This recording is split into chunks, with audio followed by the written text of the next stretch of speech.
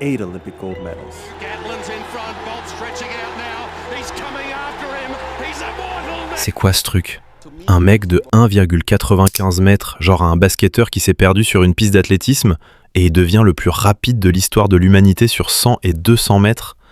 Tout le monde lui disait au début « T'es trop grand mon pote, le sprint c'est pour les petits gabarits, ça marchera jamais ». Et lui, il a répondu en pliant le game en 9,58 secondes. Un record du monde qui tient toujours en 2026, plus de 15 ans après. Aujourd'hui, on prend le temps, on se pose et on décortique tout tranquillement. Pourquoi Bolt était scientifiquement imbattable, ses secrets biomécaniques, sa foulée de géant et le coach de l'ombre qui a sauvé sa carrière. Installe-toi, prends un truc à boire, on est parti pour un gros dossier. Au début, les experts n'y croyaient pas du tout. Pourquoi ?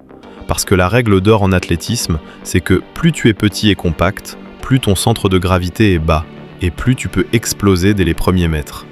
Et là, Bolt débarque avec ses 1,95 mètres et ses presque 94 kg sur la balance. Forcément, avec des segments aussi longs, la machine met plus de temps à s'activer. C'est mathématique. Sur les 30 premiers mètres, il perdait presque toujours du terrain face à des monstres du démarrage comme Asafa Powell ou Tyson Gay. Mais dès que la phase de transition était terminée et qu'il lançait les chevaux, c'était fini pour tout le monde. C'est exactement comme une grosse cylindrée. Elle met plus de temps à démarrer qu'un petit scooter, mais une fois qu'elle est lancée sur l'autoroute à 300 km/h, les autres sont déjà au bout de leur vie.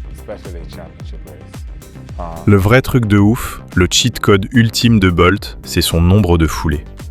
Sur son record mythique à Berlin en 2009, Bolt a bouclé son 100 mètres seulement 41 foulées.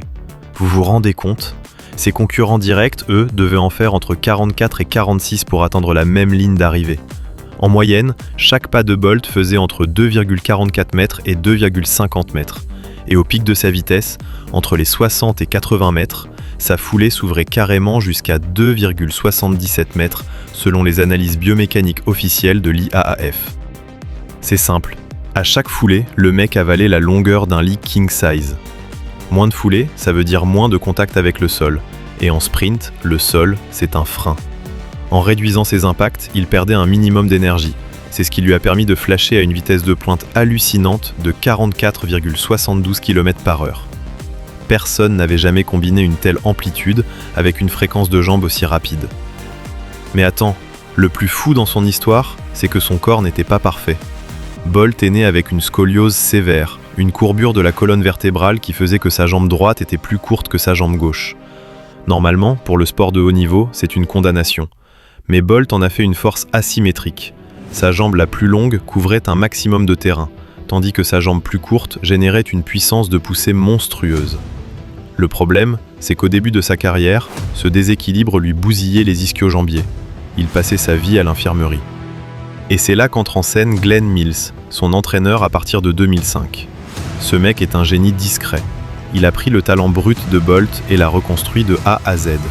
Mills a tout revu. Il a renforcé son corps, sa sangle abdominale et lombaire, pour protéger son dos. Il a stabilisé son bassin et corrigé sa posture pour optimiser ses 30 premiers mètres. En gros, Mills a transformé une Ferrari fragile en un tank indestructible. Et surtout, il lui a appris à courir relâché. Regardez ses courses. Alors que les autres se crispent, ont les épaules qui montent et les traits tirés, Bolt, lui, garde le visage totalement décontracté.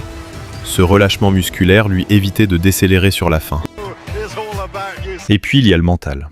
Bolt adorait faire la fête, manger des nuggets, jouer au cricket et faire le show.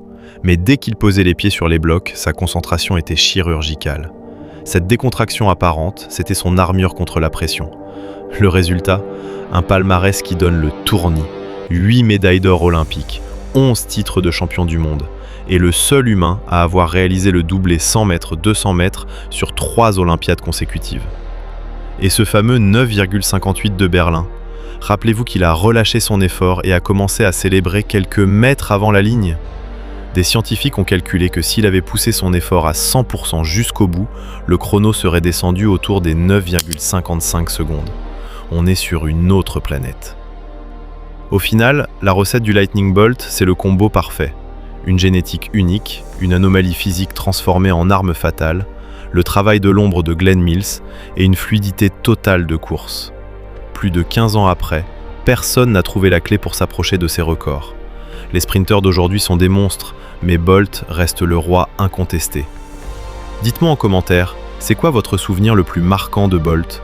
Et d'après vous, est-ce que son record du monde va tomber avant 2030?